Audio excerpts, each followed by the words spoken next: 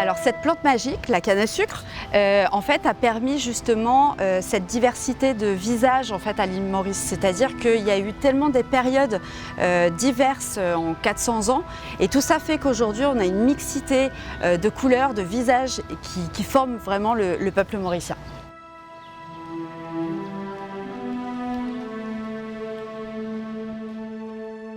Bienvenue à l'aventure du sucre. Vous vous trouvez donc dans un site patrimonial culturel.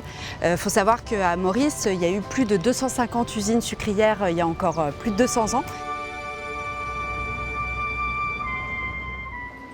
Alors, et vous allez voir ici, quand au fur et à mesure, il vous dit que dans la canne, rien ne se perd, tout se transforme.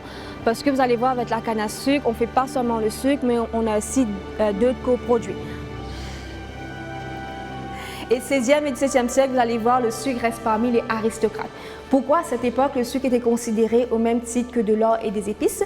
Et pour étaler leur rang et leur pouvoir, le sucre faisait partie dans des buffets royaux en termes de décoration.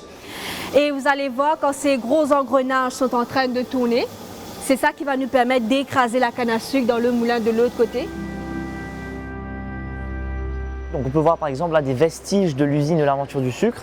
Ça, ce sont deux malaxeurs dans lesquels on va mélanger en fait la masse cuite pour faire remonter les cristaux de sucre.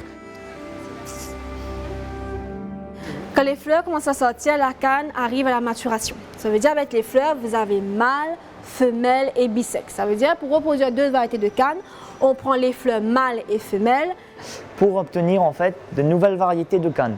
Donc c'est dans des petits chapeaux comme ça, ce qu'on appelle un peu des chambres nuptiales pour les cannes. Grâce à la canne à sucre, nous sommes ce qu'on est aujourd'hui. Mais vraiment le sucre fait partie de notre ADN, fait partie de l'île Maurice. Drapeau mauricien de l'île Maurice, vous allez voir, le rouge c'est pour le flamboyant. Le bleu c'est pour les îles australes, la mer. Le jaune c'est pour le sable et le soleil.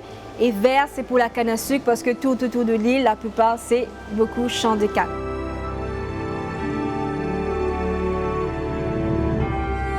Évidemment, on produit du sucre, mais on produit également des fertilisants naturels, on produit de l'électricité. Il faut savoir qu'il y a entre 20 et 25% de l'énergie à Maurice qui est produite grâce à la canne à sucre. La canne à sucre n'est pas seulement un symbole pour Maurice, c'est aussi un projet d'avenir.